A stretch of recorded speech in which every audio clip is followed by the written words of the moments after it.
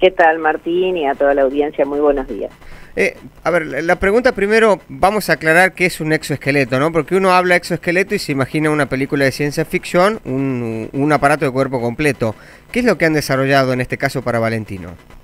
Bueno, para poder contestarte esto, vamos a centrarnos en los dos pulmones. Baja el aire por la tráquea y se divide en dos. Cada uno de esos bracitos de la vía aérea son los bronquios, y lo que le pasaba a Valentino es que uno de esos bronquios no tenía cartílago. El cartílago es el que permite que quede la vía aérea abierta y que tiene cierta capacidad elástica para abrirse más cuando hacemos la inhalación o la exhalación, ¿sí? Entonces, al no tener eso, digamos que era como si fuera un tubito de piel, faltaba el cartílago.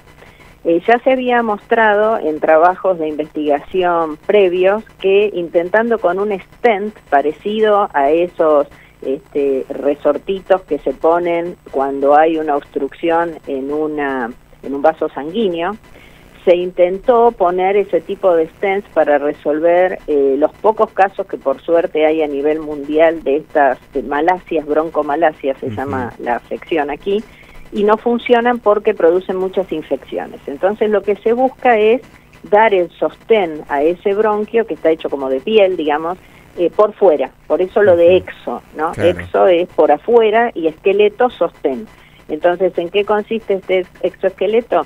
Lo podemos pensar como un pequeño rulerito, pequeño porque tiene unos 10 milímetros de diámetro y unos 12-15 milímetros de longitud, lleno de agujeritos como los antiguos ruleros. Entonces, en forma de C, o sea, no está totalmente cerrado como un cilindro, sino que tiene una pequeña abertura todo a lo largo de ese rulero, de modo tal que se pueda poner abrazando a ese bronquio.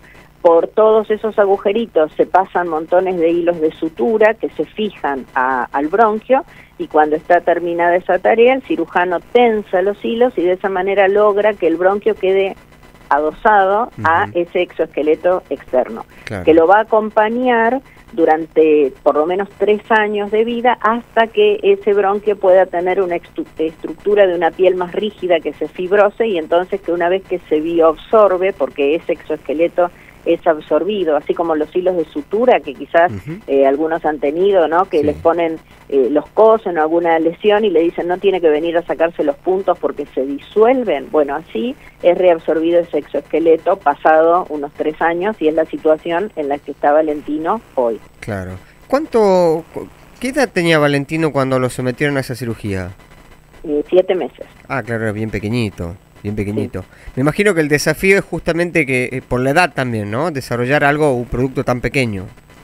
Un producto tan pequeño, la cirugía, el cirujano nos mostraba cómo hacía su entrenamiento teniendo a partir de la tomografía de Valentino, que venía su tráquea y sus bronquios, eso impreso con una impresora 3D, un modelito de cómo era esa parte del bebé sobre la que él tenía que trabajar, y él practicar previamente a la cirugía con las escasas dimensiones de lo que es la cavidad torácica de un bebé, ¿no? Claro.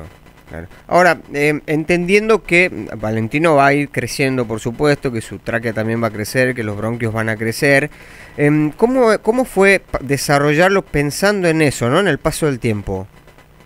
Bueno, justamente por un lado nos basamos en un trabajo que había sido publicado unos años antes de un grupo de Estados Unidos que desarrollaron este concepto del exoesqueleto, habida cuenta de que los stents no funcionaban, y ahí lo que plantean es que tiene que tener una cierta rigidez como para permitir que quede la vía aérea abierta, pero también una cierta elasticidad para permitir que esa vía se expanda o se contraiga conforme al ritmo respiratorio, ¿no?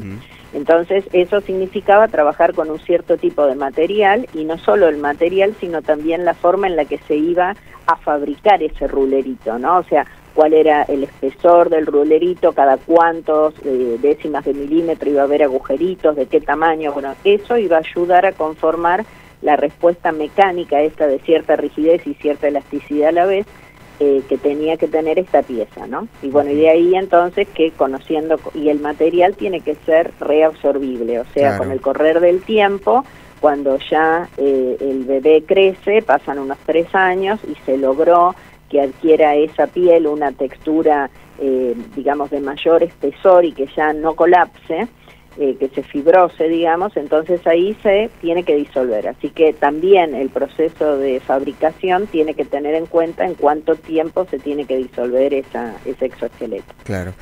Doctora, estaba leyendo el informe que publica la página de la UNSAM, donde daba cuenta que el cirujano que intervino, ¿no?, el doctor Munzón, tomó la idea de una revista científica de un solo caso que se había hecho en el mundo hasta el caso de Valentino.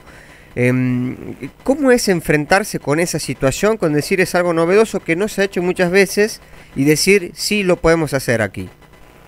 Sí, a ver, solo una pequeña corrección. Es sí, un solo caso, digamos, una sola situación, un único centro que lo trató, pero ese centro había ya evaluado varios casos, ¿no? O sea, sí, varios casos. Lo que pasa que, digamos, no había una solución para esto. Entonces, algunos casos, algunos pacientes pediátricos a los cuales se le intentó implantar este exoesqueleto, venían ya con un organismo bastante deteriorado, quizás estar muchos meses en terapia intensiva con asistencia respiratoria porque no podían respirar por sí mismos. Entonces no en todos los casos de ese caso testigo que se había hecho en la Universidad de Michigan, no en todos los casos se logró un resultado tan bueno como el de Valentino, que hoy hace la vida de un chico sano, que hace actividades de circo, que no se lo puede parar, vino a conocer la universidad y la verdad que sí, un niño con toda su vitalidad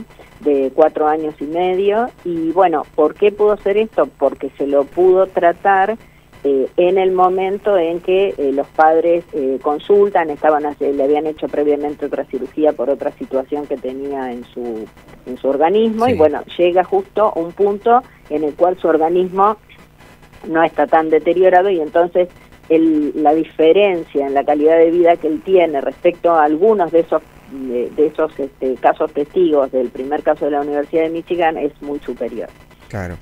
Doctora, por último, recién nos mencionaba que bueno, lo tuvieron de visita en el laboratorio, ¿no?, la semana pasada. ¿Cómo fue ese momento, el poder ver que aquello que trabajaron con impresoras 3D, que lo trabajaron encerrados en laboratorio, en mensajes de WhatsApp en altas horas de la noche, verlo allí, los resultados en la persona?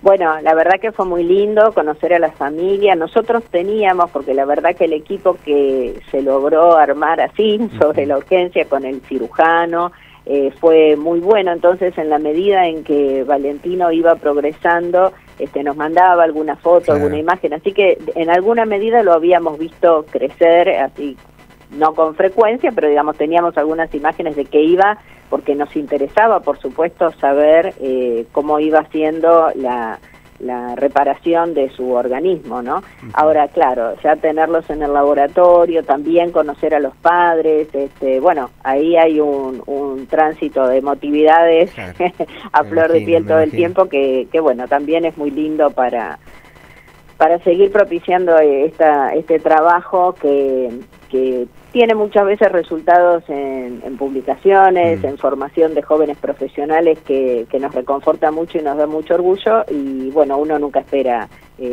participar en este tipo de actividades, claro, y la verdad que es muy lindo. Doctora, felicidades y muchísimas gracias por su tiempo. No, muchas gracias por el interés por esto y saludos a todos. Hasta luego. Hablábamos con la doctora Elida Hermida, directora del Laboratorio de Biomateriales, Biomecánica y Bioinstrumentación de la UNSAM.